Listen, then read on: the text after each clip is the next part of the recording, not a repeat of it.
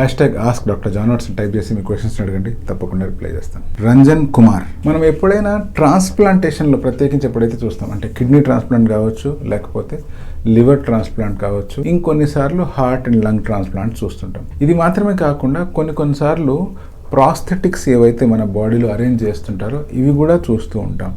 Rejection reactions అనేటువంటివి జరుగుతాయి. అంటే మన బాడీకి సంబంధించింది కాని వస్తువు ఏదైనా మన బాడీలో కనుక మనం ఇంప్లాంట్ చేసినట్లయితే మన బాడీ దాన్ని ఇన్ఫ్లమేటరీ రియాక్షన్ ద్వారా, ఇమ్యూనిటీ రియాక్షన్ ద్వారా రిజెక్ట్ చేస్తుంది. అంటే మన బాడీ దాన్ని వెలుపలికి నెట్టివేసే ప్రయత్నం చేస్తుంది. చిన్న ఇంజురీస్, ఫర్ ఎగ్జాంపుల్ ఏదైనా ముళ్ళు గుచ్చుకొని విరిగిపోవడం కానీ, గ్లాస్ ముక్కలు ఏవైనా గుచ్చుకుని అలాగే ఉండిపోవడం కానీ జరిగింది అనుకోండి, అటువంటిప్పుడు ఆ ఏరియాలో చీములాగా పట్టేసి చీము బర్స్ట్ అయిపోయినప్పుడు దాంతోపాటు ఆ ముళ్ళులు కానీ గ్లాస్ పార్టికల్స్ కానీ బయటకు వచ్చేసే అవకాశం ఉంది. ఇది కూడా ఒక రకమైన రిజెక్షన్ రియాక్షనే.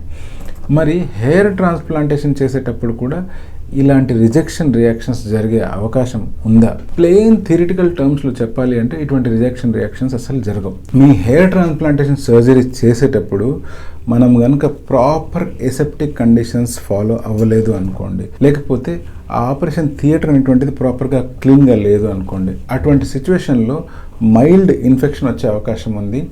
ఇన్ఫెక్ట్ అయిన గ్రాఫ్ట్స్ ఎక్స్పెల్ అయిపోయే ఛాన్స్ కూడా ఉంది.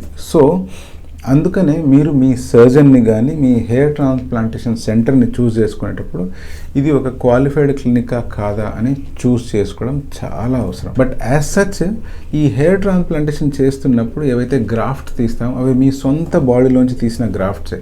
అంటే ఆ గ్రాఫ్ట్స్ని ఎప్పుడైతే మీ బాడీలో మళ్ళీ ఇంప్లాంట్ చేస్తామో మీ బాడీ వాటిని రిజెక్ట్ చేయడానికి ఎటువంటి రియాక్షన్ని ఇవోక్ చేయదు.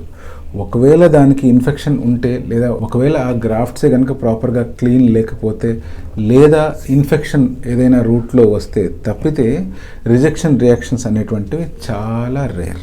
అందుకనే మీరు ప్రశాంతంగా ఒక మంచి హెయిర్ ట్రాన్స్ప్లాంట్ సెంటర్లో ఒక ఎక్స్పీరియన్స్డ్ డాక్టర్ దగ్గర కనుక వెళ్ళినట్లయితే హ్యాపీగా హెయిర్ ట్రాన్స్ప్లాంటేషన్ చేయించుకోవచ్చు, మీ హెయిర్ని మళ్ళీ మొలిపించుకోవచ్చు.